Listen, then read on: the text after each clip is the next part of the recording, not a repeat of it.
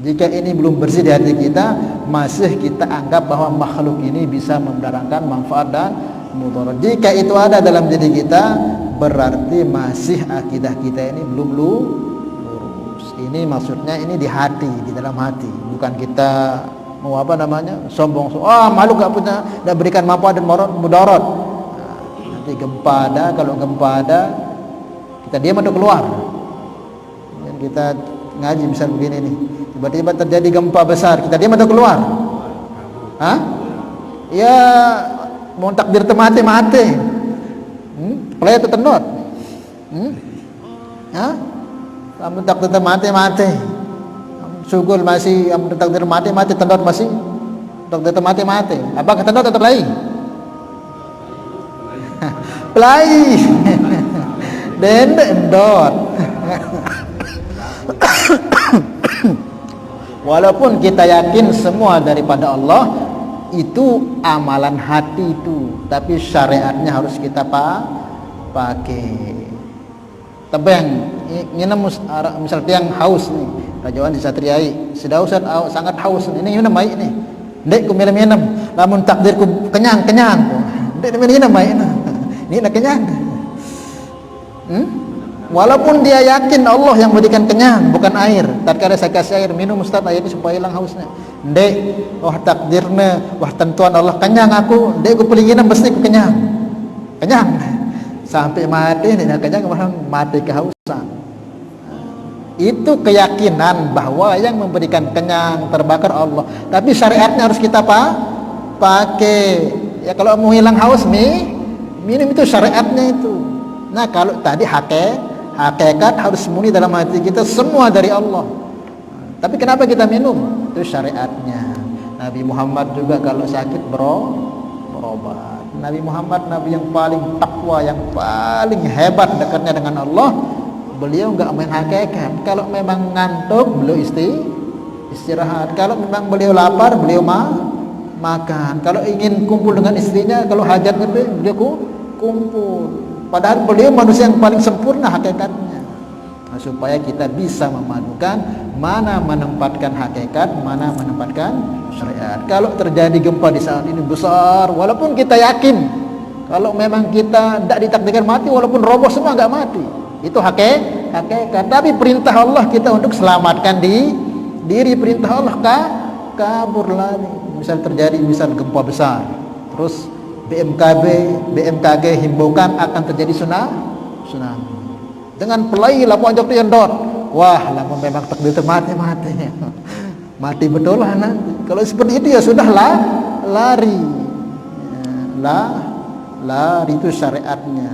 Harus kita bisa padukan mana kita letakkan hakikat, mana kita letakkan syariat. Kalau hakikat itu amalan hati, enggak perlu kita ucapkan itu. Kalau kita ucapkan nanti khawatirnya akan jadi sombong. Allah Ta'ala kuasa, maduk di kuasa. Nanti lama-lama sombong, takabur. Tidak perlu diucapkan itu kemantapan hati sudah. Mantapkan hati, kemantapan keyakinan itu amalan hati. Tidak perlu kita ucapkan. Wallahu a'lam bishawab. Nah, kemudian dalam kita melihat hal-hal yang khariqul adah, yang bertentangan dengan adat kebiasaan. Ya biasanya kan kalau kita mau makan atau kita melihat yang biasanya benda itu di darat kok bisa di laut atau bisa di udara, maka jangan kita katakan mustahil. Seperti misal ada kuda ini kan adatnya namanya kuda berjalan di bumi. Tapi kok tiba-tiba ada kuda berjalan di udara, kan ini enggak sesuai adat. Ini mustahil atau enggak? Berarti ngaji dulu itu tidak mantap ngajinya. Kalau ada yang adatnya namanya kuda atau manusia itu berjalan di bumi, kok tiba-tiba ada manusia terbang atau kuda terbang, itu bukan mustahil, berarti itu luar biasa. Yang namanya mustahil itu, ingat, yang namanya mustahil itu perkara yang tidak mungkin terjadi. Yang mustahil itu Allah kok tidak ada, itu mustahil. Allah kok ada permulaannya, itu mustahil.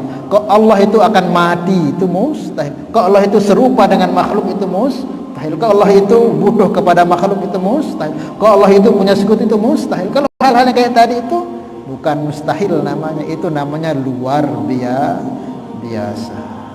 Tinggal kita tengok, karena namanya itu khariqul adah, yang bertentangan dengan adat. Yang biasanya kuda kok di bawah, kok tiba-tiba kok bisa terbang, itu khariqul adah, perkara yang di luar akal. Nah, tinggal kita tengok sudah kepada siapa berlakunya itu hal yang khariqul adah. Maka ada istilah karamah, ada istilah maunah, ada istilah mujizat, ada istilah istidraj, ada istilah satu lagi, itu semua yang khariqul adah semua itu. Ada istilah sihir, itu khariqul adah yang enggak diterima oleh akal sehat kita. Ada seseorang terbang misalnya, atau ada seorang tiba-tiba berada di Mekah. Ini kan secara akal tidak dicerna oleh akal kita, kok tadi dia duduk sekarang di Mekah misalnya. Atau ada orang ini kok bisa terbang berjalan di atas udara begitu. Nah, hal yang seperti ini tinggal kita tengok siapa pelakunya. Itu bukan mustahil, itu namanya luar biasa, luar dari keadaan yang biasanya. Tinggal kita tengok, kalau dia itu wali, kok dia ini wali, terkenal dia ini orang soleh, orang takwa, soleh, taat, terkenal wali lah, kok terbang, yang biasa manusia di darat, kok dia terbang, oh berarti itu karomah itu. Karomah. Kalau ada orang soleh kok bisa terbang di atas, dan dia itu kenal wali, oh berarti itu karomah. Karena karomah itu khariqul adah, bertentangan dengan akal. Tapi kalau betul lihat yang seperti itu terjadi pada diri Nabi misalnya, atau Rasul, berarti itu apa? Mukjizat. Itu semua khariqul adah yang tidak sesuai dengan akal sehat kita. Kalau itu terjadi kepada dukun, ada dukun terbang misalnya, terkenal orang ini suka jampi-jampi, ilmu hitam, kok terbang, itu berarti sihir. Itu berarti sihir. Nah, sihir kan dukun itu kadang bisa terbang. Tapi kalau kita itu kok dukun ilmu hitam, oh berarti sihir dia pakai itu. Tapi kalau ada orang yang biasa-biasa kayak kita misalnya rajin ngaji, rajin berjamaah, kok tiba-tiba ini gempa masjid ambruk, semua keluar, tinggal diajak diam, dia ketiduran. Semua nggak ada tersisa, semua ambruk ini masjid, tinggal dia masih di masjid dan dia ketiduran, nggak tahu ada gempa. Kok ketika dibongkar oleh pembongkar alat-alat besar, ternyata ini orang masih hidup, dan sebenarnya ini dia bukan wali, orang biasa saja, tapi soleh, bagus amalan. Kok aturannya dia tertindih mati, tapi kok hidup, masih hidup dan selamat sehat. Oh berarti itu namanya maunah. Atau misal ada pesawat atau mobil jatuh ke jurang, hancur, bahkan meledak, itu semua terbakar, kok dia sehat-sehat saja. Jadi terkenal orang-orang soleh, ahli ibadah, sedang ngaji, kok dia enggak sedikit pun terluka. Oh berarti namanya maunah. Jadi kita tengok saja pelakunya itu siapa. Hal-hal yang khariqul adah, yang enggak sesuai dengan akal itu, yang tidak sesuai dengan adat kebiasaan itu, kok terjadi kepada Nabi, berarti mukjizat.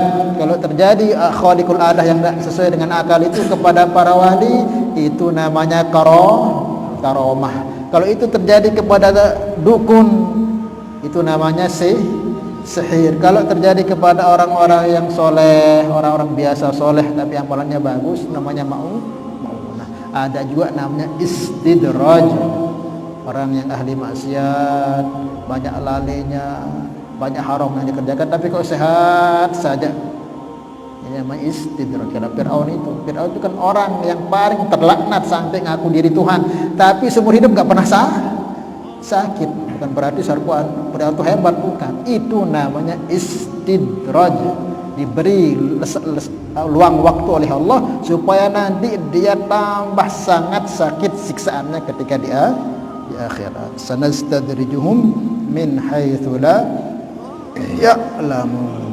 Jadi seperti itu singkat daripada hukum adi, hukum yang disebabkan karena terjadinya pengulangan. dari kecil kita perhatikan itu, sehingga timbul keyakinan kalau kita mau hal seperti terjadi maka harus kita buat itu. Tetapi sah juga dia tidak berlaku, supaya kita yakin bahwa asar atau bekas itu bukan daripada benda itu, bukan dari api itu, bukan dari makanan itu, bukan dari, tapi murni dari Allah, supaya kita mantap keyakinan bahwa segala sesuatu adalah dari Allah. Kemudian kita lihat hal-hal yang aneh terjadi yang tidak sesuai dengan akal, itu bukan mustahil. Ada misal kalau ada onta terbuat dari roti, bisa nggak? Bisa nggak? Onta terbuat dari roti, bisa nggak? Dasar? Hah? Bau bisa. Yang mustahil itu yang nggak bisa dicerna akal. Kayak tadi itu, ada makhluk tidak bertempat, itu mustahil itu. Makhluk itu semua butuh tempat. Jangankan onta dari roti, zaman dulu Nabi Soleh itu onta terlahir dari batu keras. Itu onta Nabi Soleh itu dari mana lahirnya? Dari batu yang sangat keras. Bisa saja ya itu bukan mustahil, berarti itu luar biasa. Kalau kita tengok dari siapa, kalau itu Nabi, oh berarti mukjizat. Maka kalau kita mantap pemahaman kita mengenai hukum adi ini, enggak kita akan terlalu terkesan dengan keadaan yang aneh-aneh ini. Tinggal kita tengok aja, ada dukun kok bisa begini, ya sudah, kalau dia dukun berarti sihir, sudah itu. Jadi kita terlalu terkesan melihat yang aneh-aneh. Nanti Dajjal itu lebih aneh lagi. Kalau kita mengerti hukum adi ini, ya sudah. Wallahu a'lam bishawab. Mungkin ada yang tanyakan, insyaallah. Ada azan.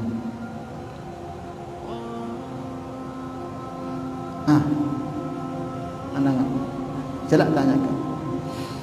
Terus jangan kita enggak memakai asbab. Yakin itu tetap di hati, asbab tetap kita pakai. Kalau kita sakit, ya cari obat. Itu syariatnya begitu. Maka Muhammadur Rasulullah, la ilaha illallah, yakin Muhammad Rasul itu syariatnya.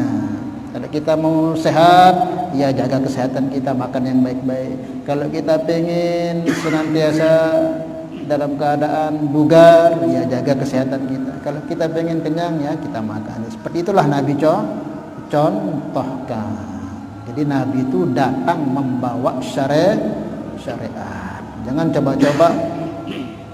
coba-coba yang namanya keyakinan. Keyakinan itu di hati. Kalau dicoba-coba menunjukkan kita ragu dengan Allah Subhanahu wa taala. Wallahu a'lam bishawab. Itu singkat daripada hukum adi. Paham tapi ya? Sama kayak si dia mau paham ilmu. Wah, apa dia perlu ngaji-ngaji di masjid, protokol doang di balik aku tabangi amun takdirku alim, jadi dengan alim sampai mati kamu akan jadi orang alim. Kalau mau jadi orang alim ya harus nuntut, itu syariatnya, walaupun semua itu